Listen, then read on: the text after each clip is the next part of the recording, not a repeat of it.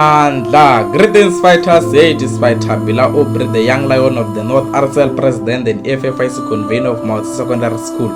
Today I want to offer a shorter political lecture about the 7 non-negotiable cardinal pillars of the EFF. As Thomas Sankara said that a soldier without a potential ideological training is a potential criminal. So I want to clarify these cardinal pillars. So these cardinal pillars are found in the founding manifesto of the EFF. The founding manifesto document is something that no conference in the future can have a meeting to change its principles. It will remain for the future generation to come. So cardinal pillar number 1, it is expropriation of land without compensation as the main, where we believe that the land must be returned back to its rightful owners, which are black majority or the black motive forces. Because currently here in South Africa, 70% of the land is still owned by white people. So they have not yet managed to correct the historical injustices. And the current policy, it is willing buyer, willing seller. Meaning if you are a black person like myself and you have an ambition to own or to purchase the land, I have got the money. For instance, they say a particular portion of land that is 100 million. I've managed to raise 100 million, I have it. And then the white person is not willing to sell the land. So even if you have the money, but if there is no willing seller, as a black person, you are not going to own the land.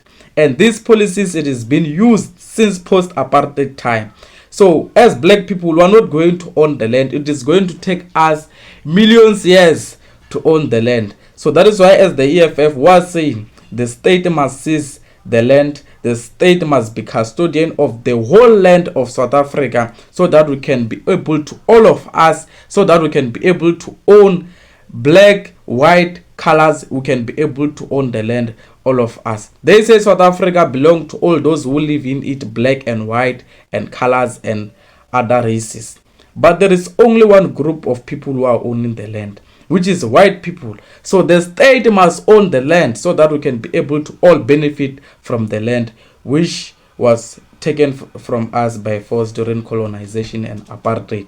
So cardinal pillar number 2, it is nationalization of mines, banks and other strategic sectors of the economy, where we believe that the strategic sectors must be owned by the people through the state, where we even believe that the central bank must be owned by the people, so that it can be able to use its monetary policies to control and to influence and also to develop the economy of South Africa.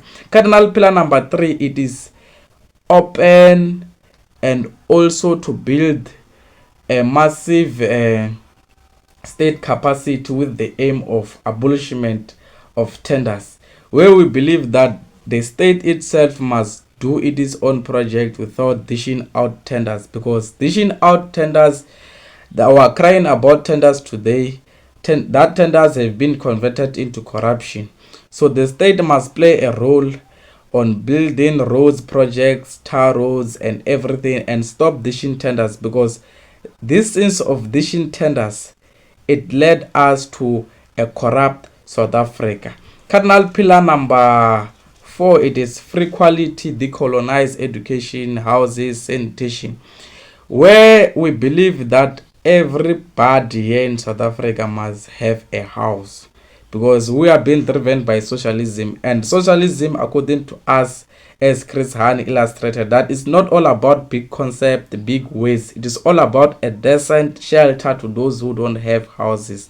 It is all about water to those who can't be able to access water. It is all about proper education to those who can't be able to access education. It is all about giving people basic needs to those who can't be able to afford basic needs, and also sanitation as well as healthy care. So cardinal pillar number 5, it is massive industrial development, where we believe that South Africa must start to industrialize. We have to build more factories so that people can be able to employ. We have to beneficiate our minerals so that we can be able to create millions and millions of sustainable jobs. Cardinal pillar number 6, it is investment in the African development of the African economy, where we believe that as Africa, as the whole continent, where we consist of all about of about 54 countries, if I'm not mistaken. We have to come together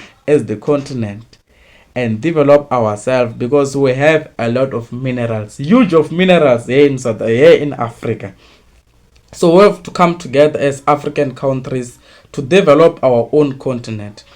For instance, South Africa and Zimbabwe consist of 70% of the world platinum, and platinum is the mineral resource which is very scarce the whole world.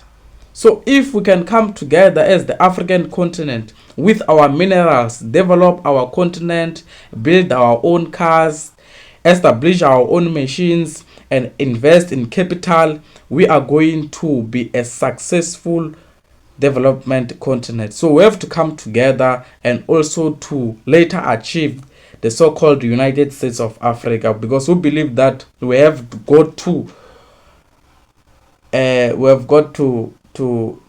combine ourselves as the African countries. Then the last cardinal pillar is cardinal pillar number 7, which is open, free, corrupt-free government, where we believe that government institutions must not be used to those who raise voices. If you are a government, you must be a government which is ready for criticism.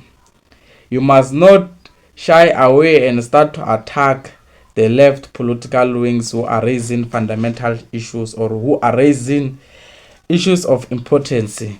We believe that the state must not use its own institutions to attack those who raise fundamental issues. So those are the 7 non-negotiable cardinal pillars of the EFF according to my own understanding.